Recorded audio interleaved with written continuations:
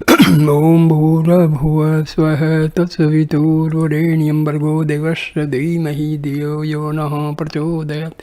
Om Shanti Shanti Shanti. Namaskar, my dear friends.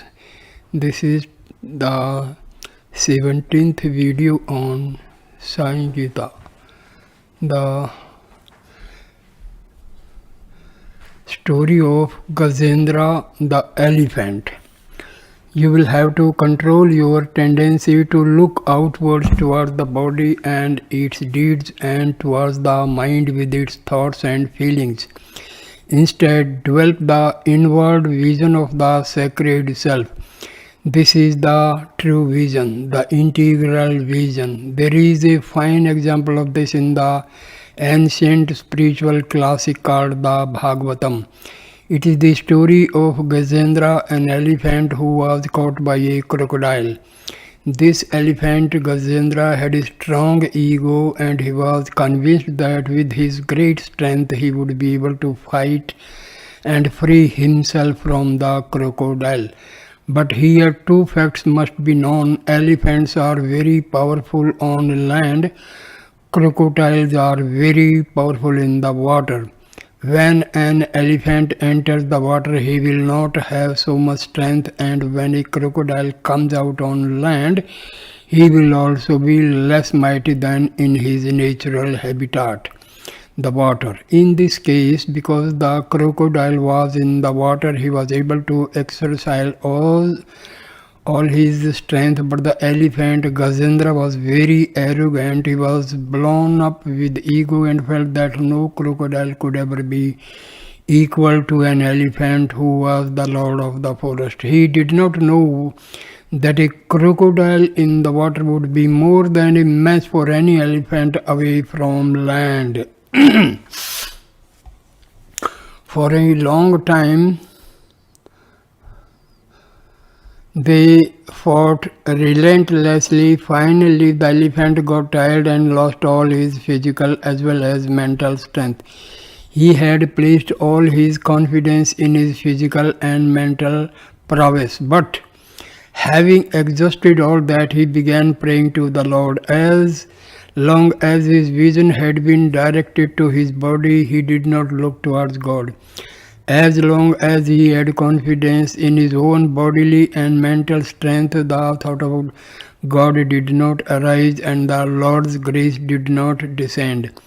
When the elephant lost his physical and mental power and turned towards God, immediately Lord Vishnu heard his sacred discourse and freed Gajendra from the catastrophe that had overtaken him. Now, the discus spoken of here does not refer to a mere weapon used by the Lord, but it refers to His grace. You evoke God's grace by turning your vision towards God.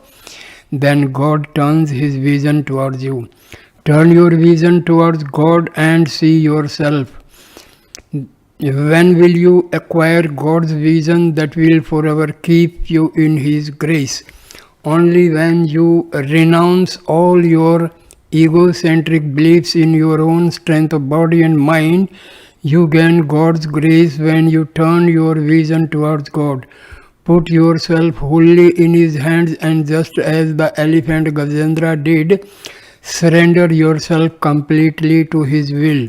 When you turn your vision towards the teacher you love, the teacher you will turn towards you. Even if the teacher's vision were to fall on you, if you had not at the same time turned your vision towards your teacher, you would not have been able to experience the teacher's beneficent gaze. Now all your vision is concentrated on the body. The effulgence of the shining sun may be all around you, but its light will not have entered the room where you are staying. What is the reason for this? You have put curtains and shutters on the windows and kept the warm rays of sunlight out.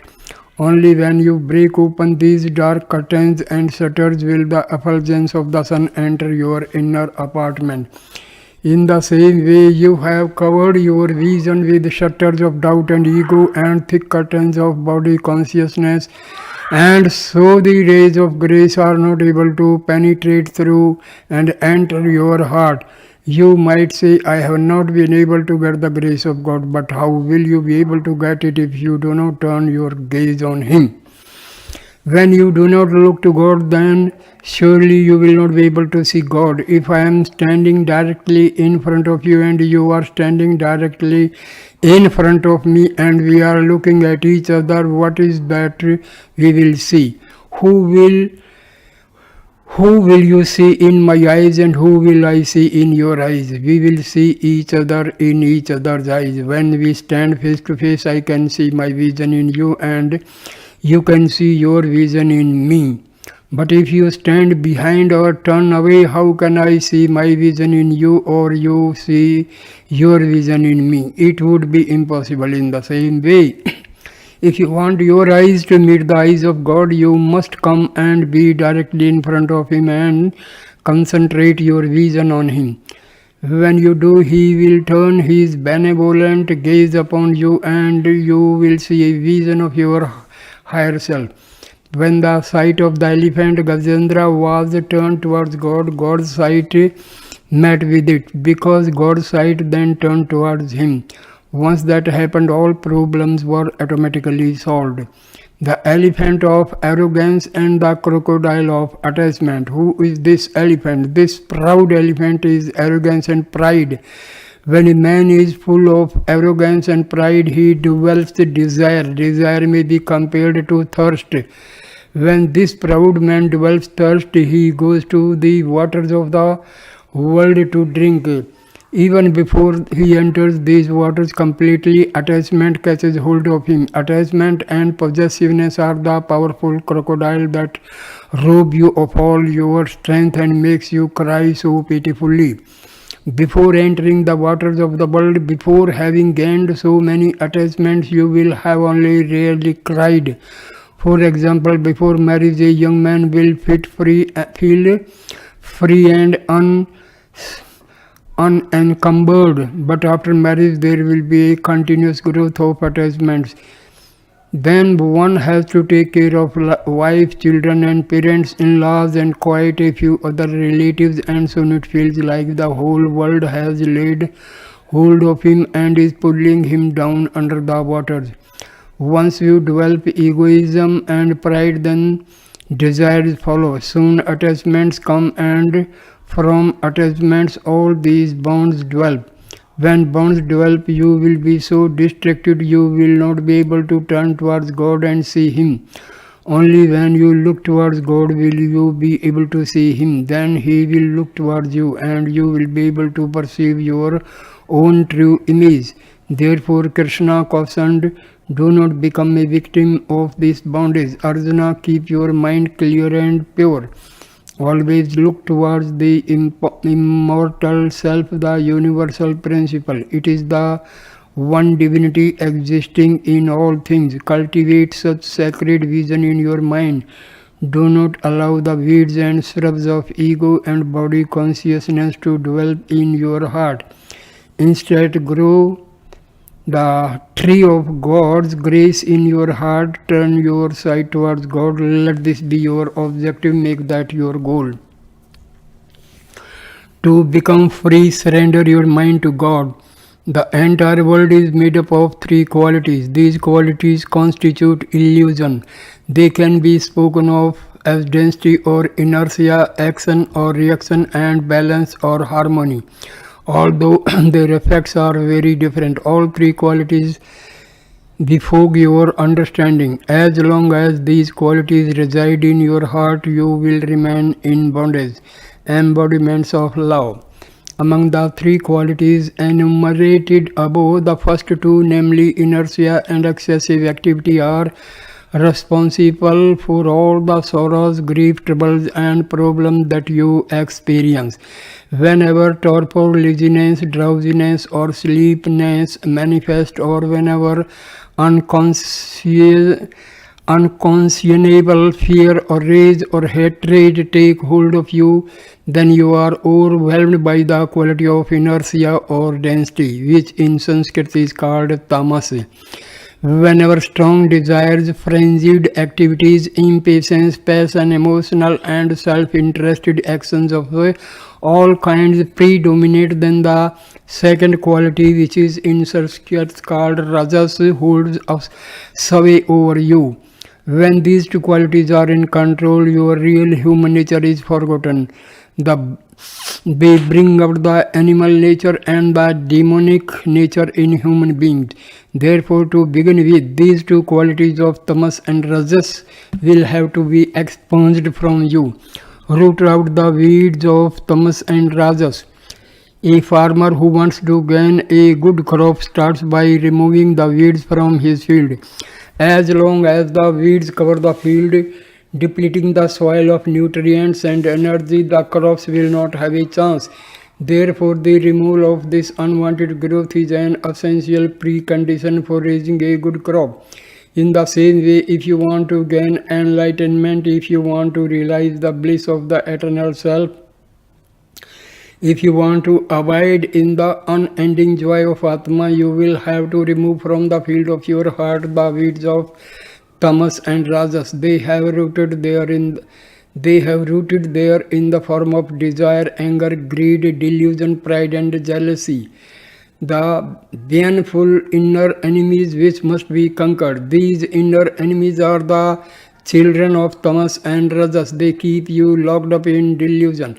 As long as these weeds remain within you, you will not be able to reap the bliss of the Atma. The first chapter of the Gita is filled with Arjuna's anguish and wailing. The two qualities, tamas and rajas, had taken over his heart and were responsible for Arjuna's grief and sorrow. Krishna taught Arjuna that in the first place he had to root out tamas and rajas from his heart, so that he could fully express his human nature. But to express his true divine nature, even the third of the three qualities that make up illusion, the one which in Sanskrit is called sattva and which is characterized by a balanced, peaceful manner, had to be transcended. It is also a limitation which covers your divine nature, although with a very fine veil.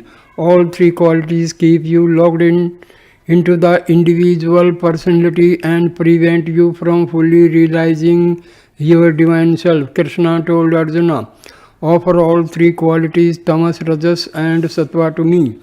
Then you will be free of timidity and sorrow, and you will be able to achieve victory in the sattva to me.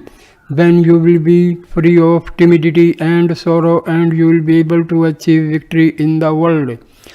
Clean your heart thoroughly to welcome God there. If you are inviting a great spiritual being such as a sage or a revered teacher to your house, there are certain preparations which you will have to undertake in cleansing, adorning and decorating your house. You will have to clean inside and out and bring order to the surroundings before the guest arrives. Great people don't enter a house which is full of dirt and which lacks sacredness. In the same way, when you have invited the governor or a high official to your town, you clean the roads and decorate the paths and keep everything ready and fit to receive the distinguished personage. Even though this person holds only a temporary position, you will still take great care to clean your house and make many preparations to welcome the honored guest to your place. When you make so much effort to receive a worldly official, then how much more effort and preparation should you make to invite the very creator and protector of the world to come to your house? Clearly, when you welcome God into your heart, you must cleanse your heart thoroughly. Only when you purify your heart will God be pleased to enter it. Krishna said, Arjuna, up to now you have been taking me only as the charioteer of your chariot, but you must take me as the charioteer of your life. The seat on which I am sitting in the chariot is clean and well decorated. Now think of how clean and grand your heart must be to make a seat for me there. If I am to install myself as the charioteer of your life. If you go to a park and decide to sit down on the ground, you put down a mat or a newspaper or a large kerchief and sit on that. When you take so much care about the seat for this body, which after all is just temporary and full of impurity, how much more care should you take when you are inviting God into the inner sanctum of your heart? As long as the two qualities, Rajas and Tamas, are in your heart will remain impure. These two qualities continuously pollute and dirty the heart. As long as it is dirty, the divinity will not enter your heart. You will not be able to perceive the divine presence there. Therefore, you must first remove the qualities of density and inertia, the tamas quality, and having done that, you must remove the rajas quality. Then the sattva quality will shine in you and you will become a self-assured human being in touch with your divine source. Start now by making every effort to remove every bit of dirt that has accumulated in your heart. There is a small example for this. Devotion, wisdom and detachment will keep you pure. When ladies go out, they frequently take along a little mirror, a comb and a handkerchief to make sure that they will present a neat appearance. Why do they take these three particular items during the journey? It is quite likely that their hair will get disturbed.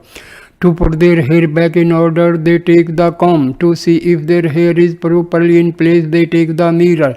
And to wipe their face, they take the handkerchief. If they leave any one of these behind, they will not be able to achieve perfection in their appearance. So a comb, a mirror and a handkerchief are necessary to help maintain facial cleanliness and a neat appearance. In the same way, if you want to correct the disturbed beauty of your heart, you will have to take certain aids for that too. Whether your hair is disturbed or not is shown to you by the mirror. Whether your heart is disturbed or not is shown to you by your devotion, which acts as the mirror. This mirror must be pure. When the mirror is clean, you will be able to see if your heart and mind are pure or if they have become covered by impurity. When you recognize that your heart is disturbed, you have to correct it, and for this purpose you need a comb, namely the comb of wisdom.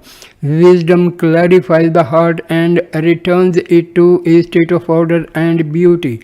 Then, just as you have a cloth to clean the dirt that has come on your face, you have to remove the dirt that has entered your mind with the cloth of detachment. With the help of detachment, you can wipe off all the dirt that has accumulated in your mind. Just as ladies take these three things, the mirror, the comb and the handkerchief, along with them whenever they go out on a journey in the world, so also in your journey of life you have to take devotion, wisdom and detachment to keep your heart and mind pure. The characteristics of Rajas. We have already considered the tamas quality which binds you to your lower nature. Now let us examine the characteristics of the Rajas quality which also locks you into the lower realms of being and keeps you from expressing your true human potential. A person who is filled with Rajas will always be hasty in everything. He will have no patience or forbearance. He cannot be steady for even a moment. And he will exhibit a great deal of anger. Not only this, he will also have unlimited desires. These are all characteristics of the Rajas quality. This becomes clear when you go to watch animals in a zoo.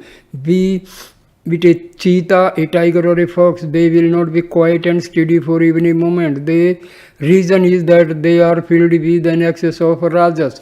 When Rajas enters your heart, it makes you unsteady in body and mind. You will be restless all the while. Not only does it make you unsteady, it also keeps you in delusion. When you are deluded, you have strong desires for the objects of the world. As these desires manifest in your heart, you take action to procure these different things for yourself. In that way, delusion leads to desire and desire leads to action. These three, delusion, desire and actions, are the powerful qualities which are the characteristics features of Rajas. It is because of Rajas that you constantly move about. For example, when you sit in a particular place, you find you will not be steady for very long. Some part of the body or other will always be moving. This may be compared to the aspen tree. Even if there is no breeze or wind, the leaves in such a tree will always be moving. The same applies to a horse. The word for horse in Sanskrit refers to that which has no steadiness. Whenever you see a horse, whether it be the head, the tail or the legs, some part of it will always be moving. That's why in ancient times a specific called the sacrifice of the horse was performed as a symbolic ritual to elicit the help of the gods in the practice of steadying the mind. Remove all three qualities and gain liberation. The exemplar for the Rajas quality is Ramana, the king of the demons. The exemplar for the Tamas quality is another well-known demon in ancient lore who slept for decades at a time. There was still a third demon whose heart was good and who surrendered himself at the feet of Rama. He is the exemplar for the Sattva quality. He chose the side of good, but nevertheless he was a demon. All three of these demons are brothers. If you allow the first two into your heart, they will lead you into endless harm and grief. If you let the third one dominate you, he will lead you into the activities and ways of living that are good. But nevertheless, he will also keep you immersed in delusion and forgetful of your true divine nature. If you want to enter the kingdom of liberation, you must remove all three of these demons from your heart. All three belong to the same demonic family. That is why the Vedanta has been teaching that you must transcend the three qualities and offer them to Lord Shiva. He will watch over them and with his three eyes and render them harmless with his three-forked trident. What is the best way to remove these three qualities? If you are out in the wilds and thorn were to enter your foot, you need not take a big sharp knife to remove it. You just take another thorn and remove the first with the second. Once that has been accomplished, you throw away both thorns without making any distinction between them. In the same way, you have to remove the tamas quality with the help of rajas quality. Then you have to remove rajas with the help of sattva. Finally, you give up sattva also. Before you can enter into the kingdom of God realization, you have to cast out all three of these qualities that keep you bound up in delusion. That's why Krishna directed Arjuna to transcend all three qualities. He warned Arjuna that he would have to make a maximum effort and take care to permanently rid himself of these three qualities. After having taught Arjuna to recognize these various qualities, Krishna showed him how to rise beyond them. In that way, Krishna transformed Arjuna into a truly wise man. The primary cause of these three qualities is the mind. It is impossible to transcend this human nature and realize your divine nature until your mind loses its wavering nature and becomes still. Therefore, the best way to transcend these qualities is to offer your mind to the Lord. After you have offered your mind to Him completely, God will take care of you in all respects. Here is a small story to illustrate this. King Janaka's challenge to gain self-knowledge. Once upon a time, King Janaka sent a message to the people in his realm saying, if there be among us you a great scholar, a pandit, a mahatma, a yogi, a sage, whoever he may be, let him come and teach me the knowledge of the Atma. In his message, he said that he expected to attain self-knowledge within a matter of a few moments of being properly instructed, even while climbing onto his horse, and before he was completely settled on it, he should have gained self-realization. He said, if the person offering to teach me self-knowledge cannot assure me this experience of instant illumination, then he will be banished from my domain if he is the greatest scholar or the most learned person or the highest educated person in the land. Well, all the Pandits and sages were a little frightened by this requirement. They saw that this would be a severe test on their scholarship and learning, and so no one dared to come forth and offer himself to instruct the king and meet the conditions that had been posed. It was at this point that the boy Astavakra entered the kingdom. While he was going on the road toward the capital city, he met a number of people coming from there, including quite a few scholars and pandits. All of them had long faces, looking worried and grief-stricken. Astavakra asked them what the cause was for their worry and grief. They explained to him all the things that had happened. But Astavakra could not understand why they should get frightened over the king's pronouncement if they had truly mastered the teachings and realized their truth. He said, I will gladly solve this problem for the king. So saying, he directly entered the court of Janaka. Astavakra addressed the king, my dear king, I am ready to teach you the knowledge of the Atma, but this sacred knowledge cannot be taught so easily. This place is full of rajas and tamas. We must leave here and enter an area that is pure sattva.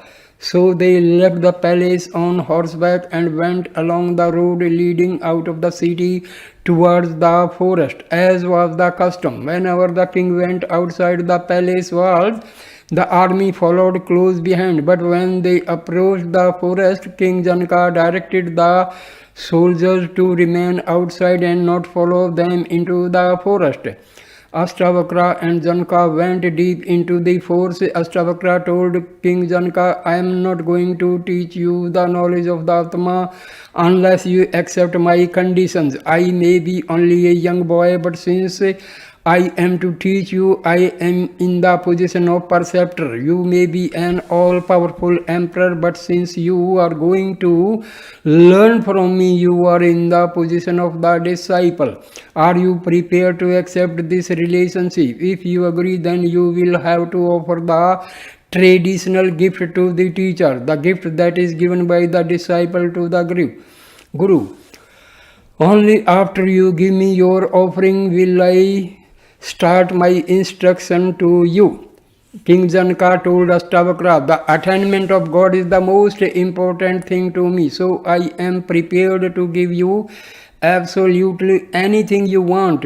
You can have my crown and the kingdom itself, but Astavakra replied, I don't want any material things from you. All I want is your mind. You must give me your mind. The king answered, all right, I offer my mind to you.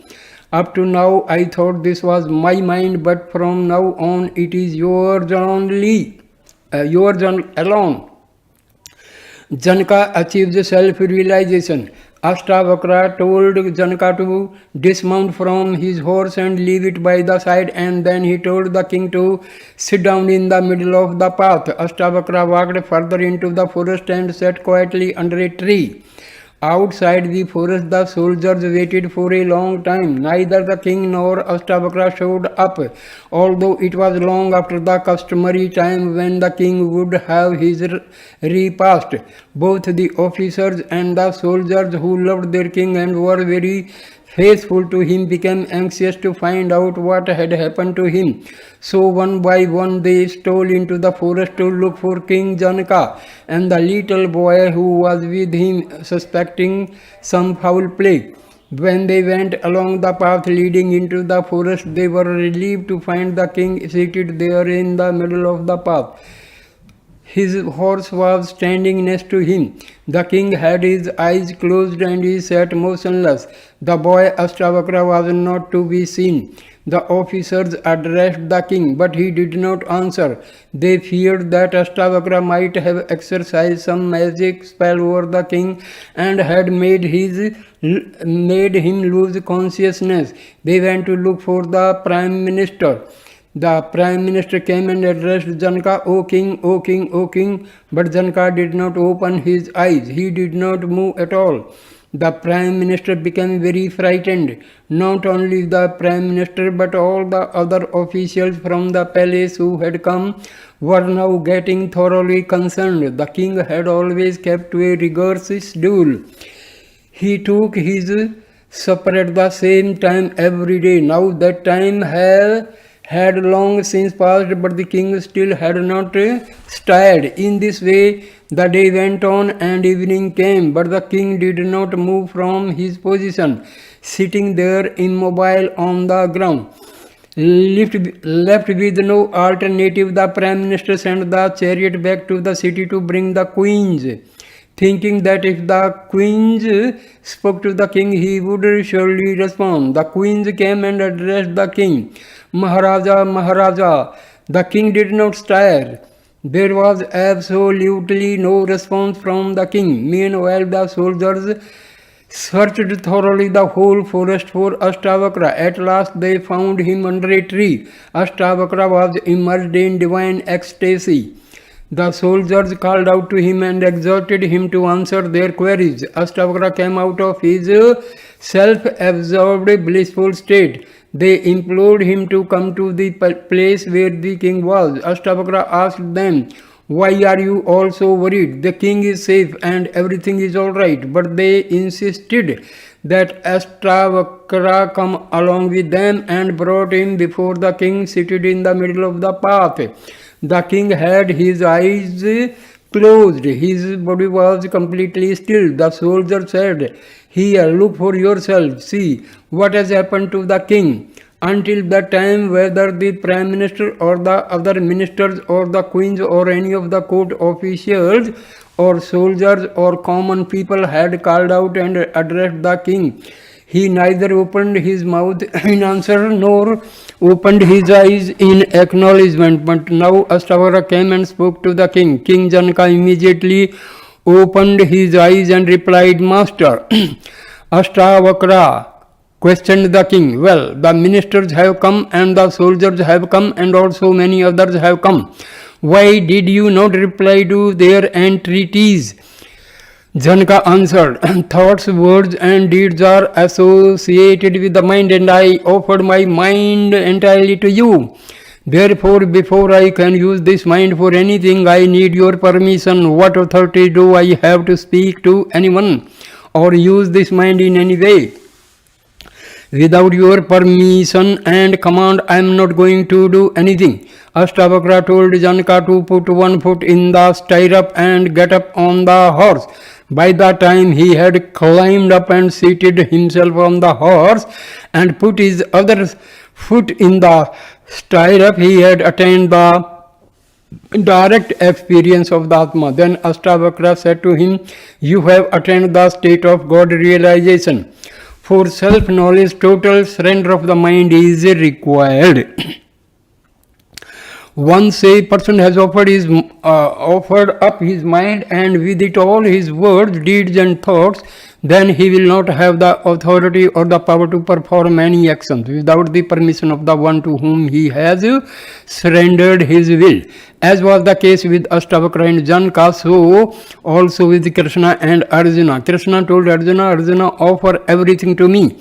Surrender all your actions to me. I will take care of you and I will guide you towards liberation and deliverance. So also you need to offer all your physical, mental, spiritual and worldly duties, all your various actions, thoughts and words to the Lord, the inner director installed in your heart. But you may wonder, if every duty and desire is relinquished and offered to the Lord, then does that mean that even the desire for liberation has to be given up? After all, that is also a type of thought. No, the real meaning is that when you offer up your load of the desires and duties and responsibilities to the Lord and allow Him to make all your decisions, then He will carry all your burden, and then you can be one pointed in the one worthwhile goal of life, that of self-realization. All this education that you acquire, all this learning that you pursue is associated with the three qualities of delusion. Only when you transcend these three qualities will you be able to gain self-realization. In celebrating a marriage, a benediction is given so that the couple might be blessed with a successful career, with material prosperity, and with a fine family. These are three of the four primary goals of human life. The first refers to duties and responsibilities and position. The second refers to the accumulation of wealth, and the third refers to the desire for progeny and continuation of the family line. All three of these goals have to do with the worldly life, but there is a fourth goal of human life. That final and most important goal is liberation. The fourth goal relates to the spiritual life. The first three of these goals of life cannot be considered equal to the fourth, which is liberation. Offer up all your little acts involving these first three goals, give them all to the Lord, and trade them in for the one priceless treasure which He will give you in return, namely liberation. Consider the following example.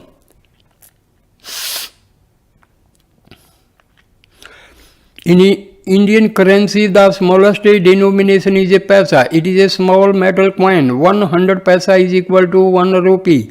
Conversely, 100 rupees is equal to 10,000 paisa. If you should have to carry these 10,000 paisa around with you, it will become a very large unwieldy bundle.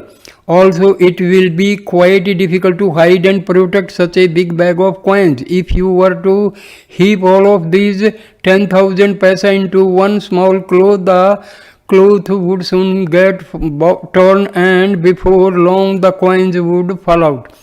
Krishna told Arjuna, I will give you a 100 rupee note. Give that whole pile of change that you are carrying, consisting of 10,000 paise, to me.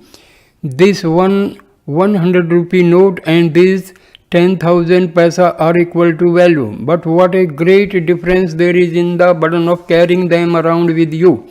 It is the same with all these many little duties and worries and thoughts of various types that burden you. Offer all 10,000 to me, I will give you a single 100 rupee note and relieve you of your load. All your various thoughts, all your wishes and wants, all these small desires may be compared to individual paisa. When you have so many small paisa, unless they are all put together, they will not be equal to a 1 rupee note. Krishna told Arjuna, all these small desires can never be equal to the grace that I can shower on you. So give them all to me. This is how King Janaka was able to attain liberation after he had offered up his entire mind, all his thinking and doing and speaking to Ashtavakra. Offer up your mind to the Lord. The sum and substance of all this is that you should offer up your mind to the Lord. In everything you do and think and say, follow His directions emanating from the purity of your heart. That is what is meant by becoming mindless. Do not allow your mind to follow desires. Offer all these desires up to the Lord and follow only His dictates. Until you have done that, pleasure and pain, happiness and sorrow, and all the other pairs of opposites will be present within you. If you want to become free of these opposites and treat all these qualities equally, you have to become mindless. That's why it has been said to Vedanta, in the Vedanta, that it is the mind which is responsible for liberation or bondage. As long as you retain the mind, rajas and tamas will not leave you. So long as you have rajas and tamas, you will have no steadiness. Why is the mind so unsteady constantly? hopping from place to place, it is because of desires. The desires all relate to the body. Consider for a moment that you have poured a little water into the vessel. When the vessel moves, the water also moves. If the vessel is steady, then the water remains steady. In steady water, you will be able to see your own image. In moving water, your image will be blurred and indistinct. It follows then that if you want to enter the still state of meditation and have a vision of your true self, you must keep your body steady. The body is like a vessel. The mind may be compelled to the water inside. If the body moves, it is like the movement of the vessel. Then the mind inside will also move. Therefore, if you want to keep your mind steady, you must keep your body steady. Considering how much you move the body, think of how much more the mind will move. If you throw a stone into a well, ripples will start. These ripples or waves which arise from the stone hitting the water will soon spread to the far end of the well. In the same way, once you put a thought into the well of your mind, it spread to the entire body, and whatever be your thoughts, they will subsequently influence your action. So you must constantly keep good thoughts, positive thoughts in your mind. When you are having good thoughts, there will also be good feelings in your heart. If negative thoughts enter your mind, then in whatever you see, in whatever you hear, in whatever you say, and whatever you go, wherever you go, these negative thoughts will lead to harmful actions and grievous results. Steady your mind and your body. When you are sitting, the posture should be erect, not like that of an old person, all bent over. You should be steady and straight. You should not go to the other extreme either of raising your head up, nor should you turn your head to one side or the other. For meditation, it is very important to have an erect sitting position. If you were to imagine a little line going vertically down through the top of your head, it should go straight into the base of your spine, the center of subtle energy at the bottom of your spine. That way, the entire spine will be in proper alignment. The Kundalini power will then be able to travel unimpeded from the lowest energy vortex to the highest at the crown of your head. Therefore, keep the body steady and straight. If from youth it is bent, then by the time you become old, you will be completely bent over. Be it your head, your neck, or your torso, there should be no bend. This is extremely important for students and equally so for devotees. Therefore, I will be telling you this quite often.